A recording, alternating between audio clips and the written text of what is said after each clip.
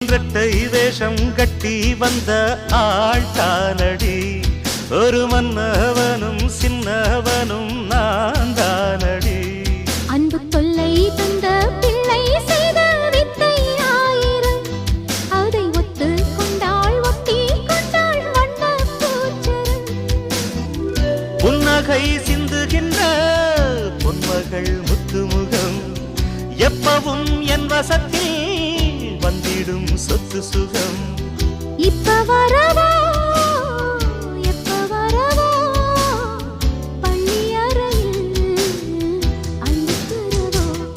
ஒரு கோல கிளி சோடிதன்ன கூடுது கூடுது மான் அது திக்கும் கண்டு திசையும் கண்டு வந்தது வந்தது தானே.